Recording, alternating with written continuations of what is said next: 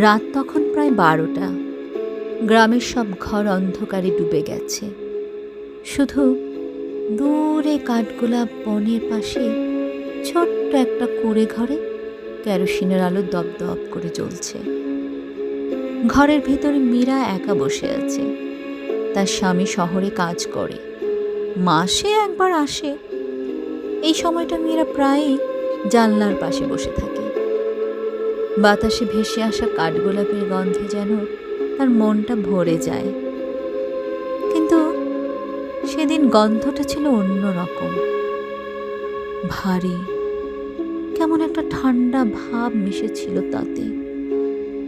মীরা তাকিয়ে দেখল জানলার বাইরে সাদা শাড়ি পরা এক মেয়ে দাঁড়িয়ে আছে। মুখ দেখা যায় না, শুধু লম্বা চুল আর হাতে ধরা এক থোকা কাঠগোলাপ ফুল। মীরা কাপা গলায় জিজ্ঞেস করল, কে তুমি?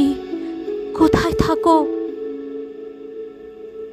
কোনো উত্তর নেই, শুধু বাতাস বইছে আর জানলার পর্দা সনসন করে উঠছে। চারিদিকে শুধু কেমন জানি অন্ধকারে ছাওয়া।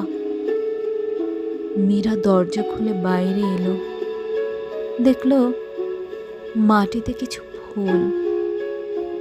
অনেক দূর পর্যন্ত ফুলগুলো বিছানো ছিল, ঘর থেকে বনের ভেতর পর্যন্ত। সে অজান্তে হাঁটতে লাগলো ফুলের গন্ধ অনুসরণ করে। বনের মাঝখানে এসে হঠাৎ গন্ধটা মিলিয়ে গেল। চারদিক নিস্তব্ধ, শুধু দূরে কাঠগোলাপ বনে গাছের নিচে সাদা শাড়ির মেয়েটি বসে আছে। মীরা কাছে যেতে মেয়েটি মাথা তুলে তাকালো। চোখ দুটো লালচে জল জল করছে। মৃদু স্বরে বলল, আমার নামও ছিল মীরা, একসময় এই ঘরেই থাকতাম। তারপর হঠাৎ চারপাশের বাতাস ঠান্ডা হয়ে গেল, আলো নিভে গেল আর কাঠগোলাপের গন্ধে চারদিক ভরে উঠল। চাঁদ সেদিন দেখা যায়নি, ঘোর অমাবস্যা ছিল সেদিন। পরদিন সকালে গ্রামবাসী দেখে মীরার ঘরের জানলার পাশে কাঠগোলাপ ফুল ছড়িয়ে আছে, কিন্তু মীরা নেই, কোথাও না। সেদিন থেকে মীরা ছিল নিখোঁজ।